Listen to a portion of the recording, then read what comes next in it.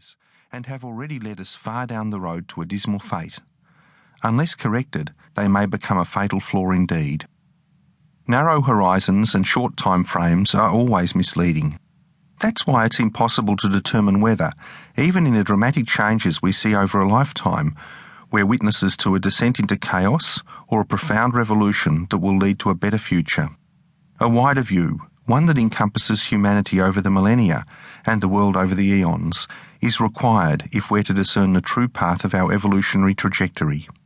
In writing this book, I've taken that long view, and despite the challenges we now face, I feel optimistic for ourselves, our children, and our planet. If we are to prosper, we must have hope, goodwill, and understanding. Part 1. Mother Nature or Monster Earth. Chapter 1. Evolution's Motive Force. There is nothing conscious about life's lethal activities. Peter Ward, 2009. Whatever each day held, Charles Darwin tried to set aside time for a stroll around a sand walk near his home, Down House, in Kent. Tradition has it that the sand walk was his thinking space, the place where he sharpened his evolutionary theory, as well as the sentences that would so elegantly carry it into print. Consequently, the walk is regarded with reverence by many scientists, and when I made my first pilgrimage to Down House in October 2009, it was this place above all that I wished to see. After paying my respects to the great man's office and drawing room, I followed the signs to the walk. It's a little removed from the house and its enclosed gardens, and entering it one feels instantly transported from the ordered human world into the wider world of nature. The walk consists of an oval-shaped path around a forest of hazel, privet and dogwood planted by Darwin himself. I was surprised to discover that despite its name, there's no sand on it, nor has there ever been. Instead, it is surfaced with flints, which Darwin's son Francis remembered his father kicking from the path as a means of keeping count of the number of circuits he'd completed. The forest is now tall and venerable, and as I strolled, I found myself pondering the thoughts that might possess a man as he walked repeatedly, almost compulsively, on a course as regular as a racetrack, through what must then have been saplings. While we can't know what occupied Darwin on the sand walk, there are hints in notes left by his children.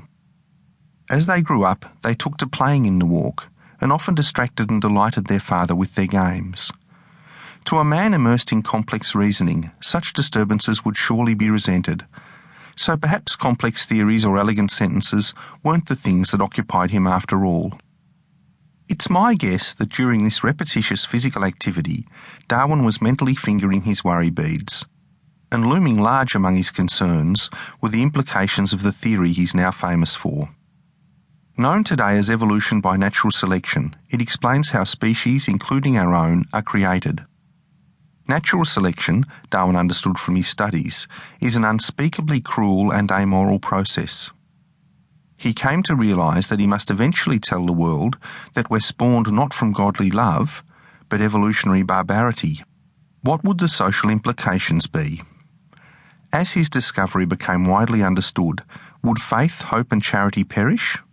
Would England's early industrial society, already barbaric enough, become a place where only the fittest survived, and where the survivors believed that this was the natural order?